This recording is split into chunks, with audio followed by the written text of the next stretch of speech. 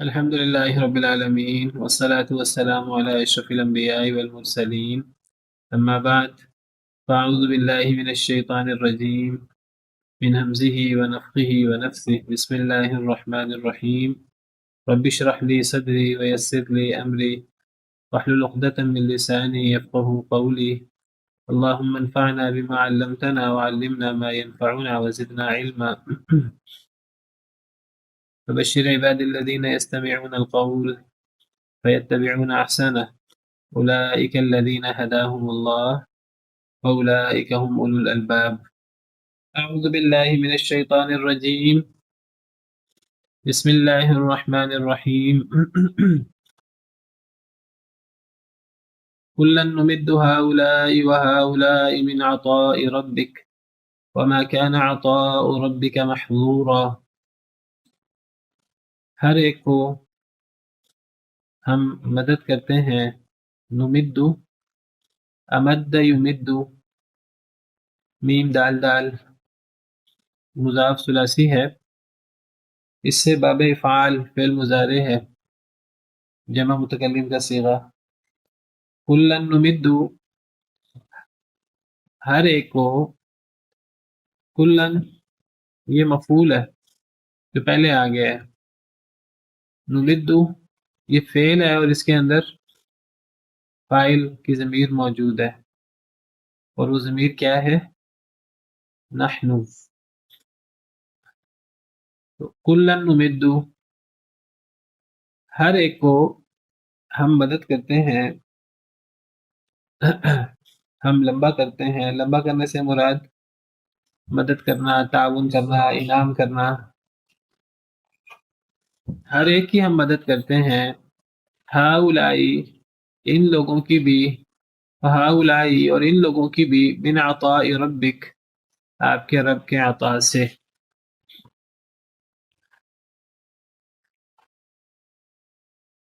اللہ دو قسم کے لوگوں کی بات کر رہے ہیں.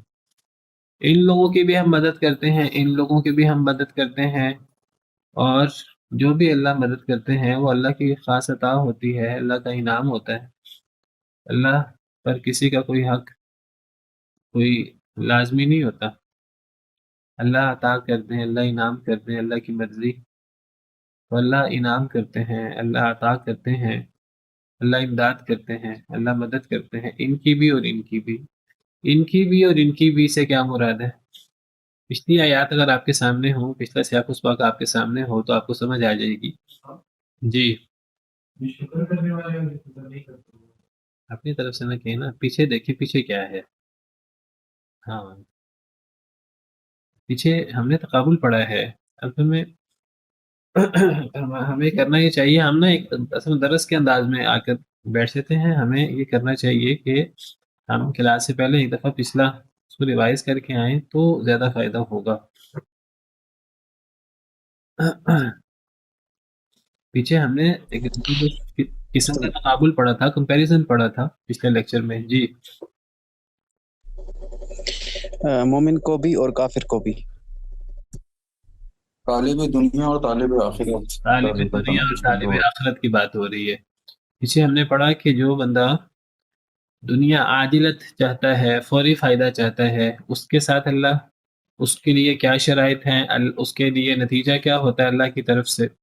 اور پیچھے ہم نے تفصیلاً پڑھا اور اس پہ ہم نے تفصیل سے بات کی پچھلے لیکچر میں کہ طالب آخرت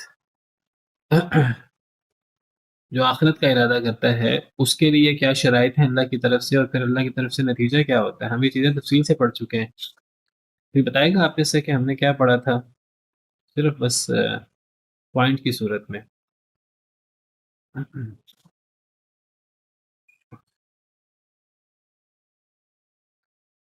ایک تو ہم نے یہ پڑھا تھا کہ دنیا کو عاجلت کہتے ہیں، اور جو ہمیشہ کی زندگی اس کو آخرت کہتے ہیں. دنیا پہلے ہے، آخرت بعد میں ہے. دنیا کا فوری فائدہ ہے، آخرت کا فائدہ ہمیں فوری نظر نہیں آتا، وہ ہمیں لیٹ نظر آتا ہے. لیکن اصل میں یہ تو ایمان اور یقین کی بات ہے. تو ایمان والے، وہ جو ایک چیز دور نظر آ رہی ہے، ایمان والے اللہ پر اتنا ایمان اور اتنا یقین رکھتے ہیں کہ انہیں وہ بعد والا آخرت والا فائدہ بھی ایسے نظر آتا ہے جیسے وہ بہت قریب ہو.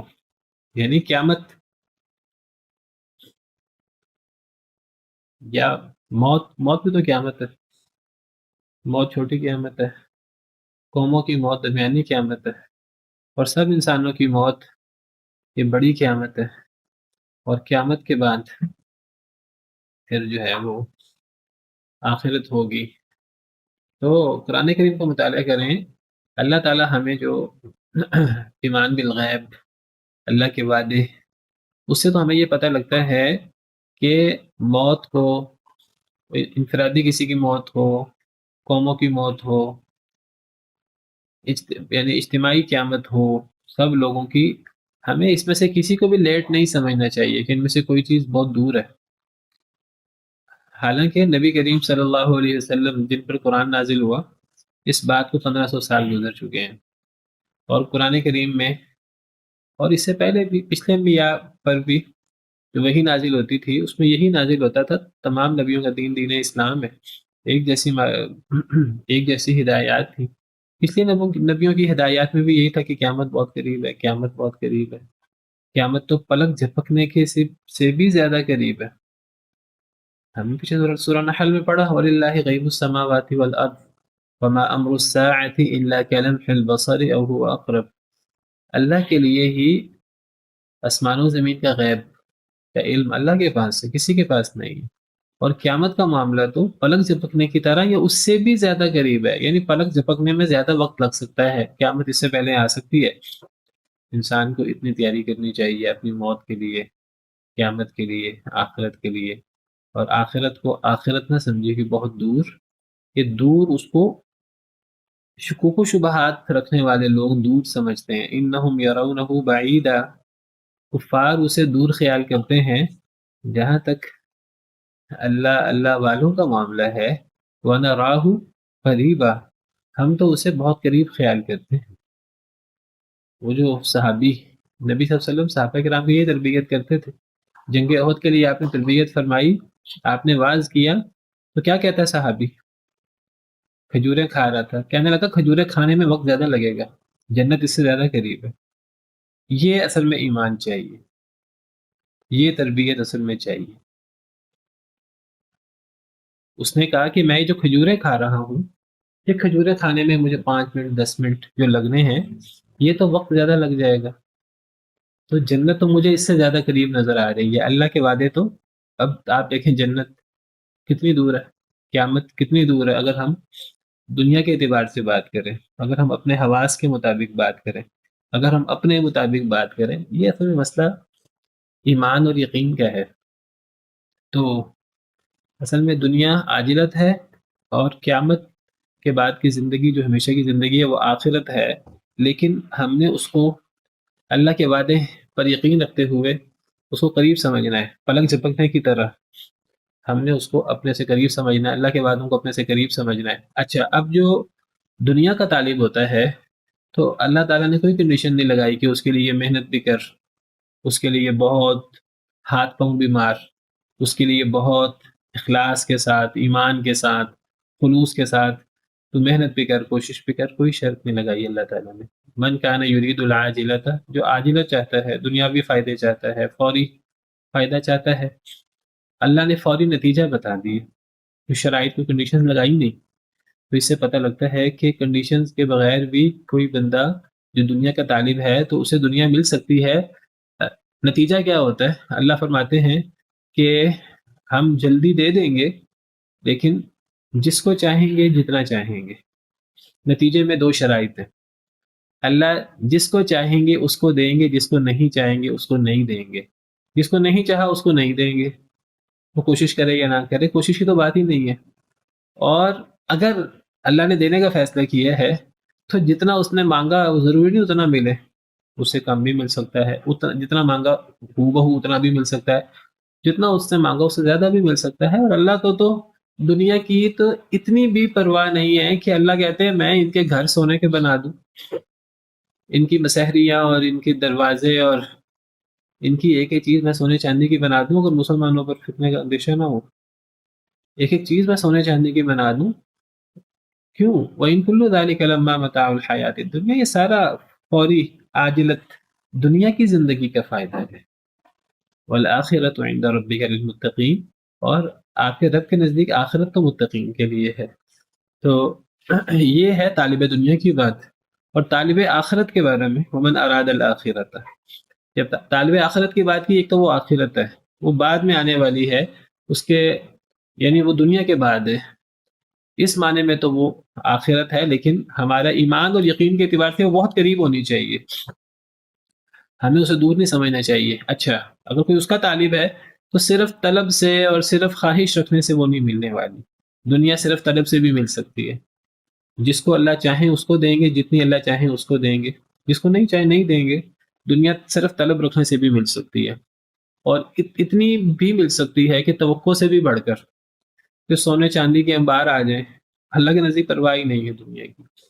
اور آخرت، جو آخرت کا طالب ہے تو صرف طلب رکھنے سے نہیں آخرت مل سکتی، مل ہی نہیں سکتی، صرف خواہش رکھنے سے نہیں مل سکتی۔ انسان خواہش رکھ لے، انسان امید رکھ لے، اللہ غفور الرحیم ہے، اللہ معاف کر دے گا، میرے بزرگ بڑے نیک تھے تو میرے اندر بھی، میرے خاندان کے اندر بھی نیکی آ جائے گی۔ کبھی بھی بزرگوں کی نیکی سے خاندان میں نیکی نہیں آتی، بزرگوں کی مالدار ہونے سے خاندان میں مال و دولت تو آ سکتی ہے، بزرگوں کی نیکی سے بچے نیک بن جائیں یہ کوئی ضروری نہیں ہے۔ نبیوں کے گھر شیطان پیدا ہو جاتے ہیں، اور شیطانوں کے گھر نبی پیدا ہو جاتے ہیں، اور اللہ زندہ سے مردہ کو نکال دیتے ہیں، اور مردہ سے اللہ زندہ کو نکال دیتے ہیں۔ اور اس کی ایک تفسیر مفسرین نے یہ بھی کی ہے، کفار کے گھر ایمان والے اور مومن نبی پیدا ہوتے ہیں، اور نبیوں کے گھر کفار بھی پیدا ہوتے ہیں۔ سیدنا نوح کا بیٹا دیکھ لیجئے، سیدنا ابراہیم علیہ السلام کا باپ دیکھ لیجئے۔ تو تمناؤں سے، خواہشات سے، لیس بامانیکم ولا امانی اہل الکتاب، صرف خواہش سے دنیا تو مل سکتی ہے جتنی اللہ چاہیں اور جس کو اللہ چاہیں، دین اور آخرت کبھی خواہش سے نہیں مل سکتا، اس کے لیے کنڈیشنز ہیں، اس کے لیے اس کے معیار کی کوشش کرنی ہوگی، ہلکی پھلکی کوشش نہیں۔ وسعی لہا نہیں کہا، وسعی لہا سعیہا، اس کے لیے انسان کوشش کرے، اور اتنی کوشش کرے جو اس کی کوشش کرنے کا حق ہے، جتنی اہم وہ چیز ہے۔ اور پھر اخلاص بہت ضروری ہے، صرف ٹکرے مارنا، ایک انسان کے لیے میں بڑی کوشش کرتا ہوں، بڑی کوشش کرتا ہوں، بڑی کوشش کرتا ہوں، صرف کام، صرف محنت نہیں، میں جس 100 رکھتے پڑھوں گا، میں اتنے روزے رکھوں گا، میں پوری رات قیام کروں گا، میں کبھی روزہ افطاری نہیں کروں گا، میں شادی نہیں کروں گا، نہیں، وہ ایک تو کوشش نبی صلی اللہ علیہ وسلم کی ہدایت کے مطابق ہوگی، اور اخلاص بہت ضروری ہے، اللہ کو راضی کرنے کے لیے ہو، لوگوں کو راضی کرنے کے لیے نہ ہو، اخلاص، ایمان۔ تو یہ شرائط ہوں گی۔ دنیا میں تو اللہ نے کنڈیشن نہیں لگائی کہ کیا شرط ہوگی، جو دنیا کا طالب ہوگا تو میں دنیا دوں گا، شرط نہیں لگائی، اللہ نے بتا دیا میں چاہوں تو دے دوں، چاہوں تو نہ دوں، چاہیں تو اللہ نہ دیں، چاہیں تو دیں تو تھوڑی دے دیں، یا جتنی مانگی اتنی دے دیں، یا بغیر حساب کتاب کے چھت پھاڑ کے دے دیں۔ لیکن آخرت میں اللہ نے اپنی مشیت کی شرط لگائی نہیں کہ میں چاہوں تو آخرت دوں گا۔ اللہ نے فرمایا جو آخرت چاہے اور اس کے لیے اس کی معیار کی کوشش کرے اور وہ مخلص بھی ہو، تو ان لوگوں کی کوشش قبول ہی کی گئی ہے، ان کی کوشش رد ہو ہی نہیں سکتی۔ اللہ پر ان کا اتنا مان ہے تو اللہ ان کا مان کیسے توڑے؟ اللہ کبھی بھی ان لوگوں کی کوشش کو رد نہیں کریں گے، حالانکہ اللہ جو چاہیں کرے۔ اگر اللہ ان کی کوشش رد کر دیں تو کوئی اللہ سے پوچھ نہیں سکتا، لیکن اللہ فرماتے ہیں کہ انہوں نے مجھ پر مان رکھتے ہوئے انہوں نے یہ کیا ہے، تو اللہ نے اپنی مشیت کی شرط بھی یہاں نہیں لگائی۔ اللہ نے فرمایا ان کی کوشش قابل قدر ہی ہے، میں نے قبول کر لی ہے، پتھر پہ لکیر ہے۔ اخلاص شرط ہے، اس معیار کی کوشش شرط ہے۔ بہرحال یہ پیچھے ہم نے دو قسم کے لوگوں کا، طالب دنیا، طالب عاجلت اور طالب آخرت کا ذکر پڑا۔ اللہ فرماتے ہیں ہم اس کو بھی دیتے ہیں، اس کو بھی دیتے ہیں۔ یہ سمجھنا دنیا صرف دنیا دار کے لیے نہیں، دنیا دار کو بھی ملتی ہے، دنیا ایمان والے کو بھی ملتی ہے۔ اللہ مسلمانوں کو بھی دیتے ہیں، اللہ کافروں کو بھی دیتے ہیں۔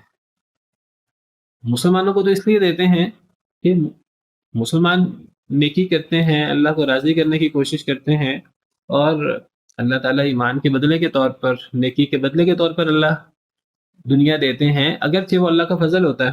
وَلَوْ أَنَّ أَهْلَ الْقُرَىٰ آمَنُوا وَاتَّقَوْا لَفَتَحْنَا عَلَيْهِمْ بَرَكَاتٍ مِّنَ السَّمَاءِ وَالْأَرْضِ، اگر بستیوں والے ایمان لے آئیں اور تقوی اختیار کریں تو ہم ان پر آسمان و زمین کی برکتوں کے دروازے کھول دیں۔ ایمان والے کو تو اس کی نیکی کی وجہ سے سارا بنیاد اس کا عمل نہیں ہوتا، کسی انسان کو اس کا عمل انعامات کا اور اللہ کی جنتوں کا حقدار نہیں کرتا، اصل میں تو اللہ کی رحمت ہی ہوتی ہے جو انسان کے ٹوٹے پھوٹے عمل کی وجہ سے جوش میں آتی ہے۔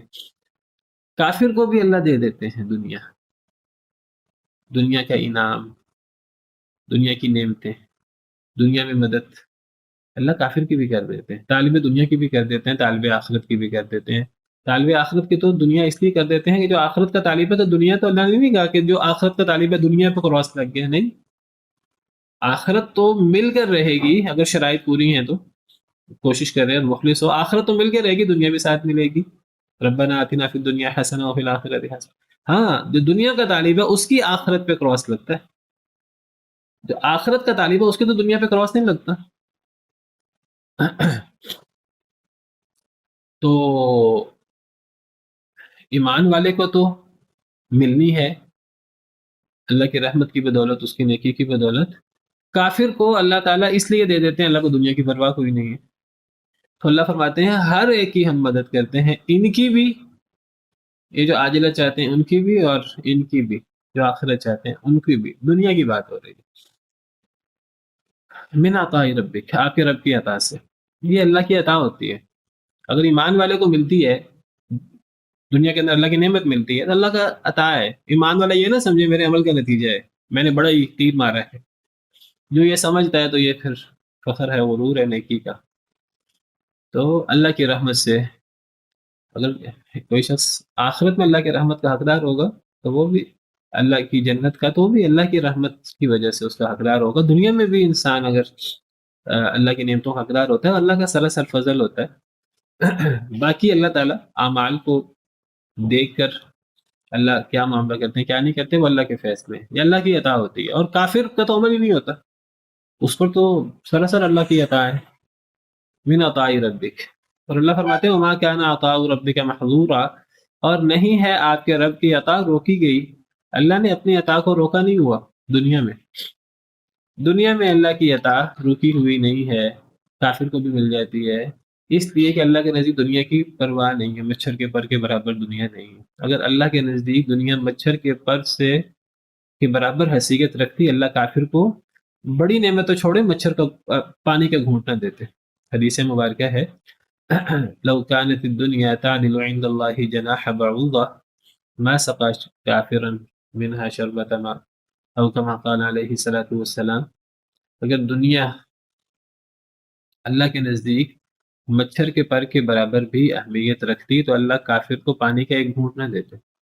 کہ مچھر کے پر کے برابر یہ دنیا کی اہمیت ہے تو میں کافر کو، اپنے نافرمان کو، میں پانی بھی کیوں دوں، پانی کا ایک گھونٹ بھی کیوں دوں، وہ تو میرا نافرمان ہے، وہ تو میرے ساتھ مقابلہ کرنے والا ہے۔ اللہ کو نزدیک تو دنیا کی اہمیت، یہ دنیا کے سونے کے پہاڑ اور یہ دنیا کی عیاشیاں، دنیا کی نعمتیں تو اللہ کے نزدیک مچھر کے پر کے برابر بھی نہیں ہے۔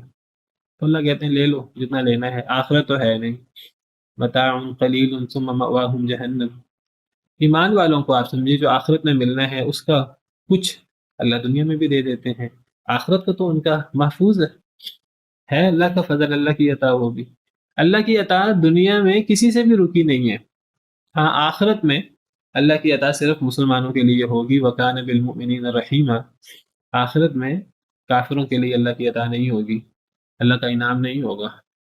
تو دنیا اللہ ان کو بھی دے دیتے ہیں، ان کو بھی دے دیتے ہیں، مدد اللہ دنیا میں ان کی بھی کر دیتے ہیں، ان کی بھی کر دیتے ہیں، دعائیں کافروں کی بھی قبول ہو جاتی ہیں دنیا کے اندر، مدد ان کی بھی ہو جاتی ہے۔ شیطان نے بھی جو سب سے بڑا اللہ کا نافرمان اللہ سے دعا کی تھی، اللہ نے اس کی بھی دعا اس کی بھی اللہ نے بات مان لی، اس نے کہا مجھے قیامت تک مہلت دے دے، اللہ نے اس کی بھی بات مان لی۔ ایک مسلمان اگر ایک مسلمان دعا کرتا ہے اللہ سے ہاں اور اس کی دعا قبول ہو جاتی ہے، وہ سوچتا ہے کہ میری دعا تھی جس کی وجہ سے یہ تو غلط نہیں ہوگا۔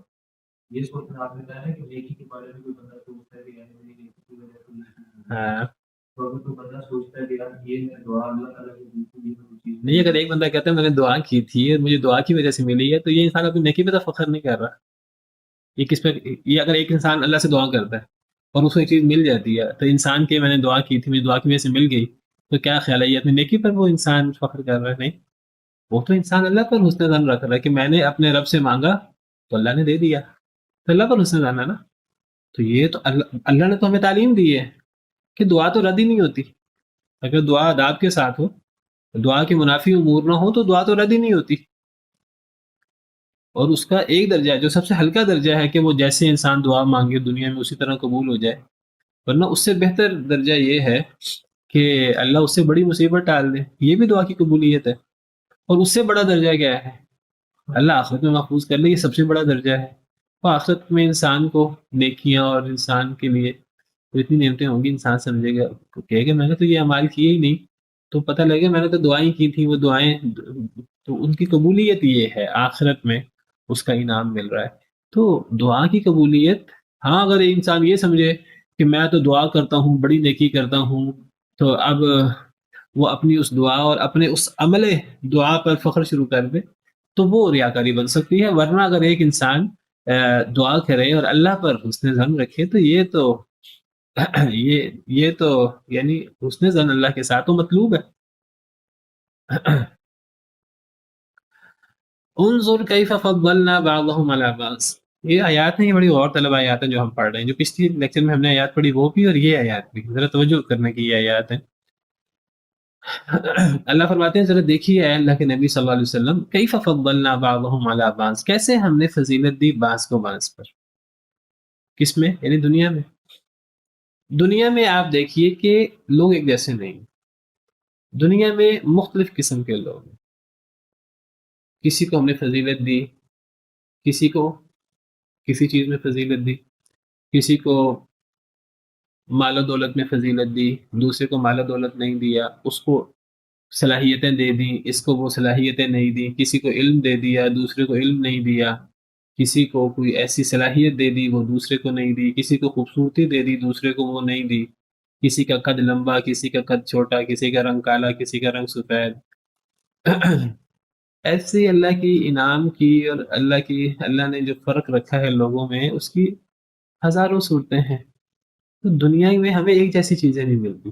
کہنے کو سب انسان، ان کا ایک سر ہوتا ہے، دو آنکھیں ہوتی ہیں، دو کان ہوتے ہیں، دانت ایک جیسے ہوتے ہیں، ایک جیسا جو ہے وہ ان کی موٹی موٹی صفات ایک جیسی ہوتی، دو ہاتھ ہوتے ہیں، دو ٹانگیں ہوتی ہیں، ایک جیسی چیزیں ہوتی ہیں. لیکن کوئی انسان دوسرے انسان سے ملتا نہیں ہوتا، نہ دنیاوی اعتبار سے، نہ صلاحیتوں کے اعتبار سے، نہ نیکی کے اعتبار سے. کوئی بدبخت ہے، کوئی سعادت مند ہے، کوئی نیک ہے، کوئی برا ہے، کوئی اللہ والا ہے، کوئی شیطان والا ہے، کوئی حزب اللہ میں شامل ہے، کوئی حزب الشیطان میں شامل ہے. تو یہ مختلف فضیلتیں ہیں دنیاوی دینی جو دنیا میں اللہ نے دے رکھی ہیں. کنٹراسٹ ہے دنیا میں، اختلاف، زبانوں کا اختلاف ہے، رنگوں کا اختلاف ہے، اللہ کی نعمتوں کا اختلاف ہے. پھر نعمتیں بھی ہزاروں لاکھوں قسم کے اللہ کی نعمتیں. اللہ فرماتے ہیں جب دنیا میں تمہیں اتنا فرق نظر آتا ہے، کچھ لوگوں کے پاس اتنا مال ہے کہ انہیں سمجھ نہیں آتی وہ مال کو روڑے کیسے. وہ سمجھیے آگ لگا لگا کر اس کو سگریٹ کی طرح پھونک کر بھی پینا شروع کر دیں تو وہ ختم نہ ہو. کچھ لوگوں کے پاس اتنا مال ہے، اور کچھ لوگوں کے پاس اتنا فقر ہے کہ پورے نہیں پڑتا. کتنی آزمائشیں، کچھ لوگوں کے پاس آزمائشیں نہیں ہیں. یہ دنیا کی فضیلتیں ہیں. کسی کو اللہ نے کوئی فضیلت، کسی کو کوئی فضیلت.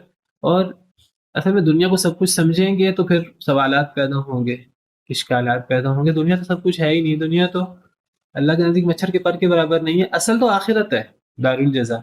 تو اب اللہ دنیا کی اس فضیلت سے، دنیا کے اس تفاوت سے، اب اللہ کہتے ہیں جب دیکھو دنیا جو جس کی آخرت سے مقابلہ ہی کوئی نہیں، جب دنیا میں اتنے زیادہ فرق ہیں تو آخرت میں کتنے فرق ہوں گے. وَلَلْآخِرَةُ أَكْبَرُ دَرَجَاتٍ، اور آخرت بہت بڑی ہے درجات کے اعتبار سے. وَأَكْبَرُ تَفْضِيلًا، اور آخرت کی فضیلتیں تو آپ سمجھے زمین و آسمان کا تقابل بھی نہیں ہو سکتا.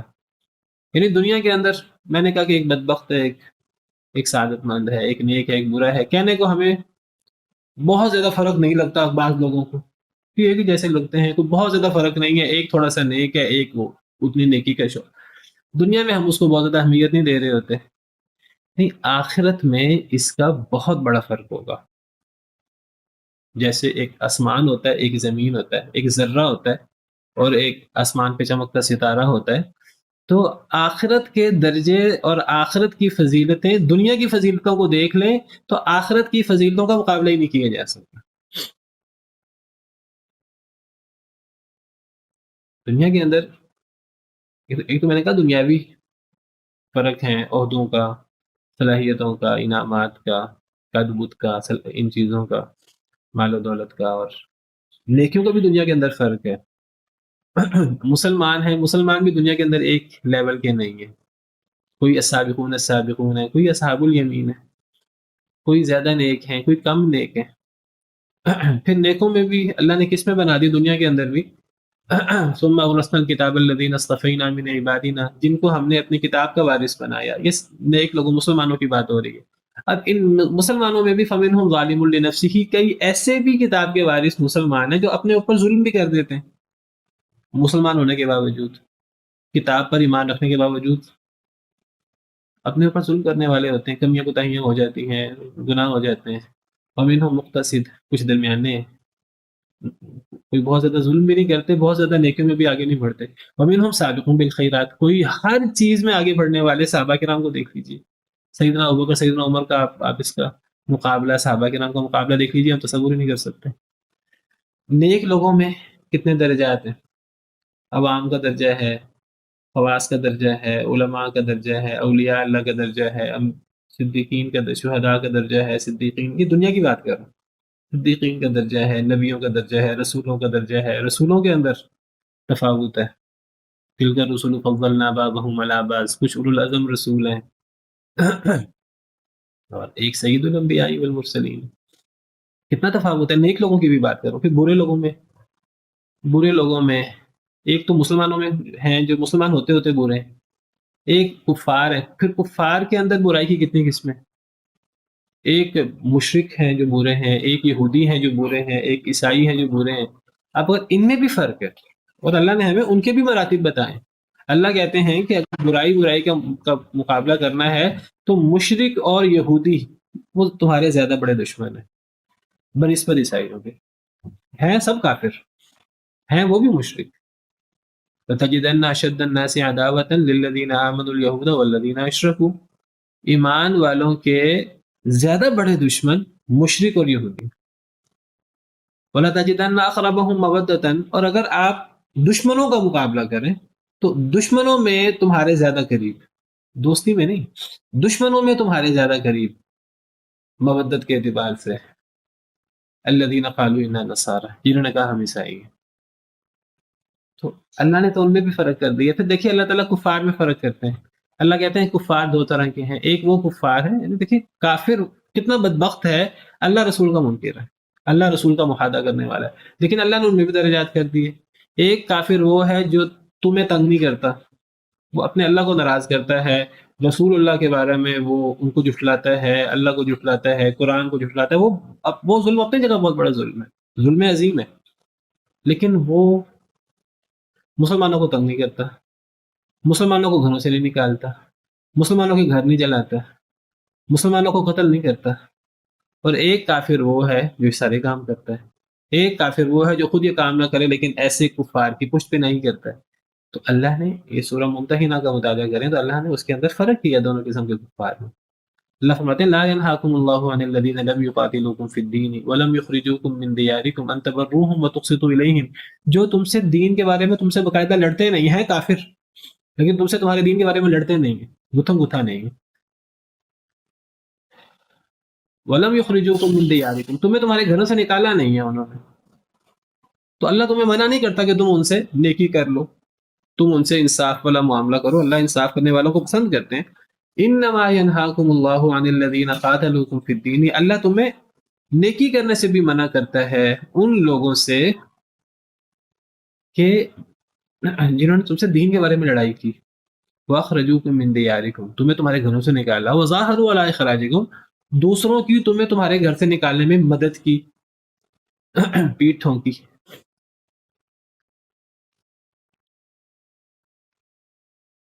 ان تولوہم کہ تم ان سے دوستی کرو، تم ان سے تعلق بڑھاؤ. تو یعنی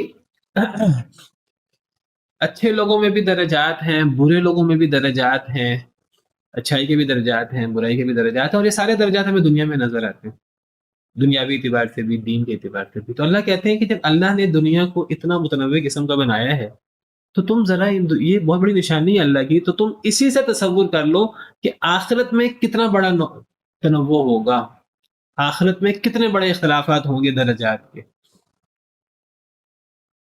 یہ مطلب ہے انظر کیف فضلنا بعضهم علی بعض. یہ دنیا کی بات ہو رہی ہے نبی صلی اللہ علیہ وسلم. آپ ذرا غور کیجئے، پچھلی آیت کو مد نظر رکھیں، اس سے پچھلی 2 آیات کو مد نظر رکھیں. طالب دنیا طالب آخرت، اللہ کہتے ہیں دونوں کو ہم دیتے ہیں دنیا میں نعمتیں. اے نبی صلی اللہ علیہ وسلم دیکھیے کہ دنیا میں ہم نے کیسے بعض کو بعض پر فضیلت دی. یہ دنیاوی فضیلتیں ہو سکتی ہیں، دینی فضیلتیں ہو سکتی ہیں.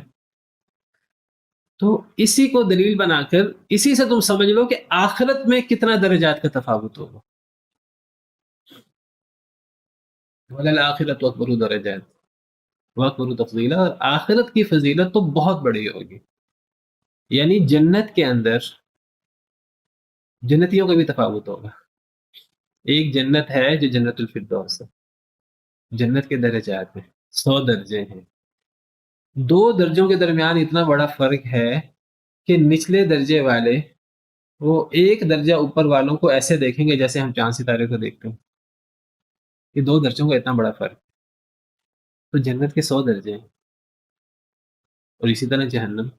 سزائیں آخرت میں بھی، وہ بھی ایک منافق ہے، اعتقادی منافق، وہ سب سے نچلے گڑھے میں. ان المنافقین فی الدرک الاسفل من النار. جہنم کے درکات ہیں. تو یہ دنیا کے یہ جو تنوعات ہیں اور دنیا کے جو آپ کو کنٹراسٹ نظر آئے گا، اختلافات نظر آئیں گے، دنیا کے درجات نظر آئیں گے، اس سے آپ آخرت کے درجات کا انسان اندازہ نہیں کر سکتا. انسان کا ذہن بڑا چھوٹا ہے، بڑا کمزور ہے، لیکن انسان چلو ایک حد تک سمجھنے کے لیے کہ دنیا کے درجات کتنے ہیں، دنیا میں کتنا فرق ہوتا ہے، ایک بہت نیک ہوتا ہے، ایک بہت برا ہوتا ہے. تو آخرت میں ان میں بہت بڑا فرق ہوگا، بہت بڑا فرق ہوگا. دیکھیے جو بندہ ان درجات کو بھلا دے، اللہ تعالیٰ کہتے ہیں کہ وہ در حقیقت اللہ کا انکار کرنے والا ہے. جو لوگ آخرت کے منکر ہیں، اللہ کا ان پر سب سے بڑا، یعنی اللہ کا کہنا یہ ہے کہ آخرت کے منکر ہو کر انہوں نے مومن اور کافر کو برابر کر دیا. دنیا میں تو مومن اور کافر کے ساتھ کوئی بہت بڑا فرق نہیں ہوتا. دنیا میں مومن کو بہت زیادہ نعمتیں نہیں ملتی، کیونکہ دنیا دار الجزا نہیں ہے.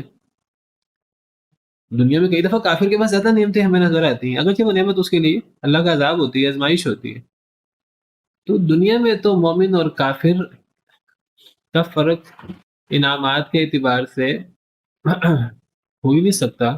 کافر ہوتے ہیں، ظالم ہوتے ہیں. ایک وہ شخص ہے کہ جس نے کسی کو قتل نہیں کیا، ایک شخص وہ جو قتل کرتا ہے کسی کو، ایک وہ شخص ہے جو لاکھوں لوگوں کو قتل کرتا ہے. دنیا میں تو اب لاکھوں لوگوں کی سزا کسی کو دی نہیں جا سکتی، وہ تو آخرت میں پھر دی جائے گی. تو اللہ تعالیٰ کہتے ہیں اصل میں آخرت کا انکار، وہ جو اللہ نے آخرت میں یہ جو درجات دینے ہیں اور جو اللہ نے یہ جو تفاوت رکھنا ہے، وہ کوئی آخرت کا انکار کر دے تو اللہ تعالیٰ کہتے ہیں یہ تو گویا کہ اللہ رب العالمین پر بہت بڑا الزام ہے کہ اللہ تو عدل نہیں کریں گے. وما خلقنا السماء والارض وما بينهما باطلا. ہم نے آسمان و زمین اور جو ان دونوں کے درمیان ہے اسے باطل نہیں بنایا. ذلك ظن الذين كفروا. یہ کافروں کا گمان ہے. فويل للذين كفروا من النار. کہ آخرت نہیں ہے، یہ اللہ کے عذاب کے لیے، جہنم میں جانے کے لیے یہ کافی ہے. ذلك ظن الذين كفروا فويل للذين كفروا من النار. وجہ کیا ہے؟ ام نجعل الذين آمنوا وعملوا الصالحات كالمفسدين في الارض. کیا ہم ایمان والوں کو زمین میں فساد کرنے والوں کی طرح بنا لیں؟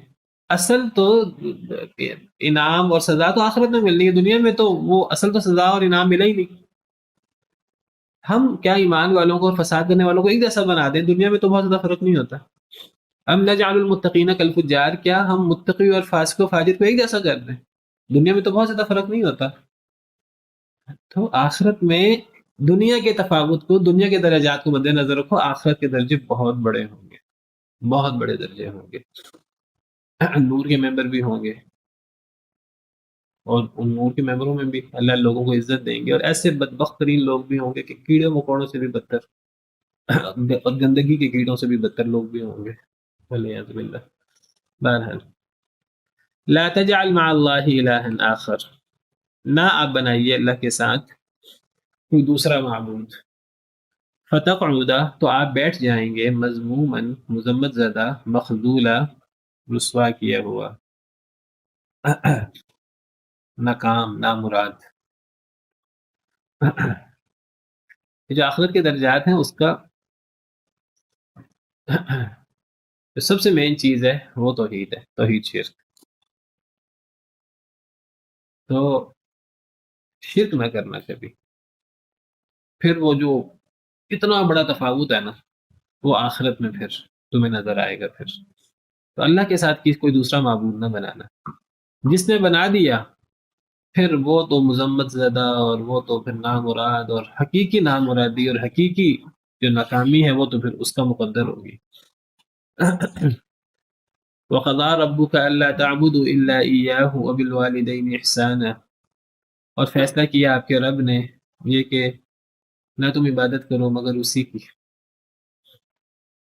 اللہ نے فیصلہ کیا، اللہ نے حکم سنایا کہ اللہ کے علاوہ کسی کی عبادت نہ کرو۔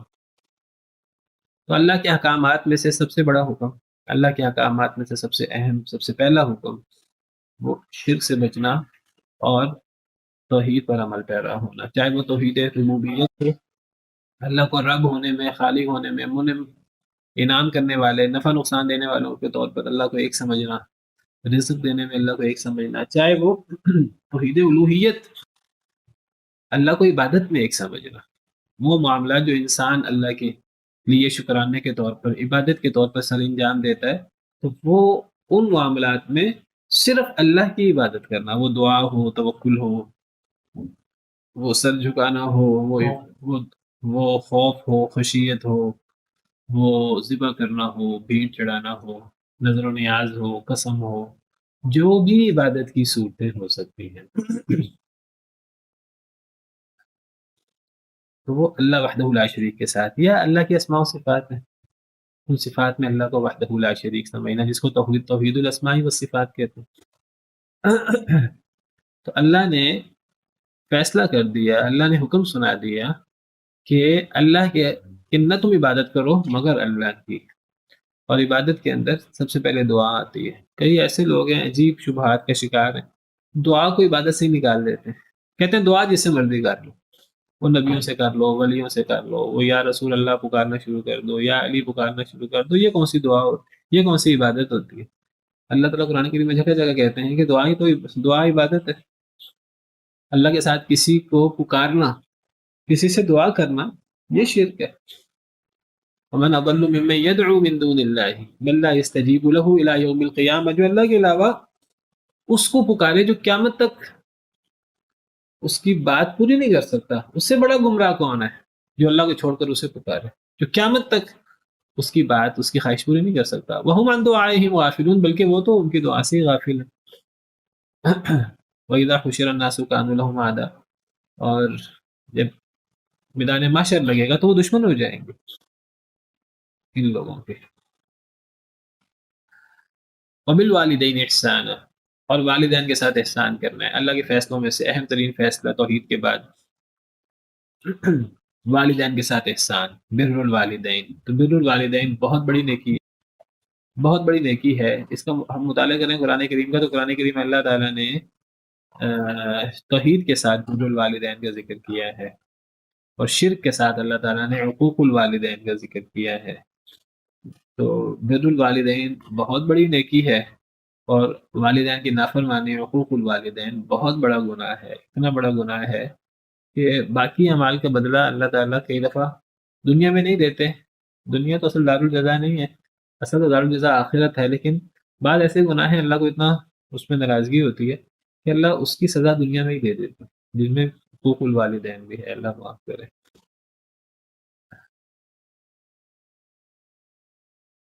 تو والدین کے ساتھ احسان کرنا ہے. تو قرآن کریم میں اکثر توحید کے ساتھ والدین کے ساتھ احسان کرنے کا ذکر ہے، جس سے اس کی اہمیت کا پتہ لگتا ہے. اما یبلغن عندك الكبار احدهما او كلاهما فلا تقل لهما اف. اگر پہنچے آپ کے پاس، تیرے پاس ہے انسان، الکبار بڑھاپے کو، احدہما ان دونوں میں سے کوئی ایک، ماں باپ میں سے کوئی ایک، او کلاہما یہ دونوں ہی، فلا تقل لهما اف تو نہ تو کہہ ان کے لیے اف. اف بھی نہ کہو. اف ہلکی ترین چیز ہے جو انسان ماں باپ کے سامنے اظہار کرتا ہے، اللہ نے اسے بھی منع کر دیا ہے. اف یہ کوئی عملی چیز تو نہیں ہے کہ کوئی انسان والدین کے ساتھ ہاتھا پائی والا معاملہ کرے، یہ تو زبانی چیز ہے. تو زبانی چیز میں بھی ہلکی ترین چیز اللہ تعالیٰ نے اس سے بھی روک دیا ہے، اف. اگر کوئی کہے کہ اللہ نے اف سے روکا ہے اور اس کا تعلق تو زبان کے ساتھ ہے، تو ولا تنہرہما، تو اللہ تعالیٰ نے فرمایا کہ ڈانٹو بھی نہ انہیں، برا بلا بھی نہ کہو. فقل لہما قولا کریما، اور کہو ان دونوں کے لیے عزت والی بات، محبت بھری بات. اصل میں بڑھاپے میں جا کر ایسے حالت پیش آ جاتی ہے کہ ایسے اعمال سرزد ہو جاتے ہیں. انسان جیسے جیسے بوڑھا ہوتا ہے تو وہ بچپنے کے قریب پہنچتا رہتا ہے. تو اب اس میں پھر اولاد کا امتحان ہے. اب یہ اللہ نے اولاد کی محبت فطرت میں رکھ دی ہے، لیکن والدین کے ساتھ حسن سلوک، یہ اس کے لیے انسان کو بڑے شعور کے ساتھ فیصلہ کرنا پڑتا ہے، سوچنا پڑتا ہے. اپنے آپ پر انسان کو قابو پانا ہے، اور قابو پا کر انسان کو اپنے آپ کو والدین کے سامنے اف کہنے سے روکنا ہے. اور اس مسئلہ تب ہوتا ہے جب وہ بڑھاپے میں آتے ہیں. جوانی میں تو انہیں ضرورت بھی نہیں ہوتی. اس کا مطلب یہ نہیں ہے کہ جوانی میں اگر والدین جوان ہوں پھر انہیں اف بھی کہا جا سکتا ہے، پھر انہیں ڈانٹا بھی جا سکتا ہے. نہیں، اصل میں چونکہ بڑھاپے میں زیادہ یہ صورت آتی ہے. جوانی میں اگر ماں باپ 45 سال کے، 50 سال کے ہیں، اولاد 20 سال کی ہے، 25 سال کی ہے، تو اگر اولاد اف کہے گی یا والدین کے سامنے ڈانٹے گی یا کوئی عملی، تو والدین کو بھی اللہ نے طاقت دے رکھی ہے، وہ پٹائی بھی کر سکتے ہیں جوانی میں. اس کا مطلب یہ نہیں کہ وہ سختی بھی کر سکتے ہیں جوانی کے اندر. تو اس کا مطلب یہ نہیں جوانی کے اندر جائز ہے، بڑھاپے میں جائز نہیں ہے. بڑھاپے کے اندر انسان سمجھتا ہے وہ تو بوڑھے ہو گئے ہیں، اب میں طاقتور ہوں، میں جو مرضی کروں. تو اللہ تعالیٰ فرماتے ہیں کہ یہ نہیں ہے کہ تمہارے پاس کیا طاقت ہے اور کیا طاقت نہیں ہے. ماں کے قدموں تلے جنت رکھی ہوئی ہے، باپ کو جنت کا دروازہ قرار دیا ہوا ہے. تو خاص طور پہ بڑھاپے میں دونوں مل جائیں یا دونوں میں سے کوئی ایک مل جائے تو اف بھی نہیں کہنا اور انہیں ڈانٹنا بھی نہیں ہے، اور انہیں عزت کے ساتھ بات کرنی ہے، محبت کے ساتھ، پیار کے ساتھ بات کرنی ہے. وَاخْفِضْ لَهُمَا جَنَاحَ الذُّلِّ مِنَ الرَّحْمَةِ، اور جھکا دے ان دونوں کے لیے ذلت کا پہلو. جناح پہلو، جناح کا مطلب عام طور پر جناح کہتے ہیں پر کو، جس کی جمع اجنحہ، فرشتوں کے پروں کے لیے قرآن کریم میں اجنحہ کا لفظ استعمال ہوا. جاعل الملائکۃ رسلا اولی اجنحہ، تو جناح سائڈوں کی چیز، یعنی پر، بازو، پہلو. تو جھکا دے ان دونوں کے لیے انسان. وہ بوڑھے ہیں، بوڑھے ہونے کا مطلب یہ نہیں اب تو جو چاہے کرے. اب تو جھکا ان دونوں کے لیے اپنے پہلو ذلت کے ساتھ، ذلیل ہو جا اپنے ماں باپ کے سامنے. لیکن فرمایا کہ یہ ذلت ایسی نہ ہو جیسے کوئی غلام کے سامنے، آقا کے سامنے غلام ہوتا ہے. یہ عاجزی ان کی ساری محبت والی ہو. من الرحمہ، یہ رحمت کے ساتھ، یہ عاجزی مراد ہے یہاں. یہ نہیں انسان والدین کے جو ہے نا وہ پاؤں کے نیچے لیٹ جائے اور وہ انسان غلاموں کی طرح اور انسان ذلیل ہو جائے. فرمایا کہ یہ یعنی عاجزی، یہ رحمت والی، یہ ذلت نہیں ہے، اصل میں عاجزی ہے، نرمی مراد ہے یہاں. ذلت کا مطلب صرف ذلیل ہونا نہیں ہوتا، ذلت کا مطلب نرمی.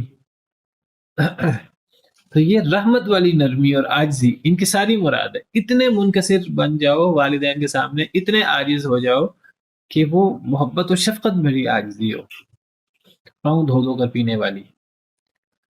وقل رب ارحمہما، اور صرف ان کے سامنے نہیں بلکہ پیچھے سے بھی ان کے لیے دعا کرو اور کہو اے میرے رب ان دونوں پر رحم فرما، کما ربیانی صغیرہ، جیسے ان دونوں نے تربیت کی میری صغیرہ جب میں چھوٹا تھا.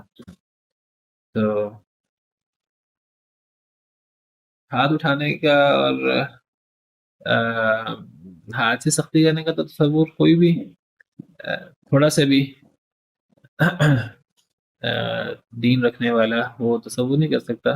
ہاں بات چیت میں اونچ نیچ ہو جاتی ہے، تو اللہ نے بات چیت کی ہر قسم کی اونچ نیچ سے منع کر دیا ہے. اس کی ہلکی ترین چیز اف کہنے سے، ڈانٹنے تک سے اللہ نے روک دیا ہے. اور پازیٹیو چیزیں بھی بتا دی کہ ایک تو ہے نا کہ ان چیزوں سے رکو، اف بھی نہ کو، ڈانٹو بھی نہ، اور پھر عزت کے ساتھ بات کرو اور ایسے اپنا پہلو اور اپنے آپ کو جھکا لو ذلت کے ساتھ. ذلت سے مراد یہ نرمی اور عاجزی ہے، وہ رحمت والی شفقت والی وہ عاجزی ہو. اور پھر دعائیں بھی کرو ان کے لیے، جس طرح انہوں نے اپنی زندگی، اپنی جوانی قربان کی، اپنا مال و دولت، اپنی ہر چیز تمہارے لیے قربان کی، تمہاری تربیت کی، تو ان کے لیے دعا کرو کہ اے اللہ اسی طرح ان پر رحم فرمانا. ربکم اعلم بما فی نفوسکم، تمہارا رب زیادہ جانتا ہے ساتھ اس کے جو تمہارے دلوں میں ہے. کیا مطلب یہ ہے کہ صرف ظاہری طور پر انسان جو ہے وہ اف نہ کہے، انسان جھڑکے نہ اچھی عزت والی بات کہے، انسان شفقت اور رحمت کے ساتھ عاجز ہو جائے اور دعائیں کرے.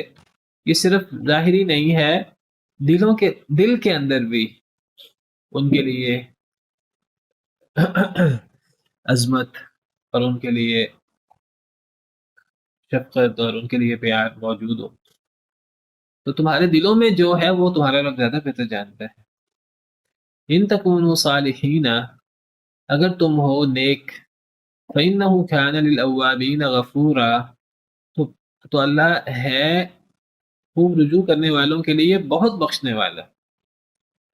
اگر تم دل سے والدین کی قدر کرنے والے، ہمارے دلوں کے معاملات بھی اللہ جانتا ہے، ظاہراً بھی اور دل میں بھی، اگر تم اچھا معاملہ کرنے والے ہو، اگر تم نیک ہو ظاہراً و باطناً والدین کے بارے میں، تو ایسے یہ اللہ کے قریب ہونے والی بات ہے. ایسے اللہ کے خوب قریب ہونے والوں کے لیے اللہ بہت پھر بخشش فرماتا ہے، بہت رحمت فرماتا ہے. یہ چیز پھر گناہوں سے انسان کو ایسے پاک کرتی ہے جیسے خزاں کے موسم میں پتے جھڑتے ہیں. تو اللہ کی پھر جو ہے مغفرت وہ بہت زیادہ انسان پر سایہ فگن ہوتی ہے. چلیں اتنا ہی کافی ہے. سبحان ربک رب العزت عما یصفون وسلام علی المرسلین والحمد للہ رب العالمین.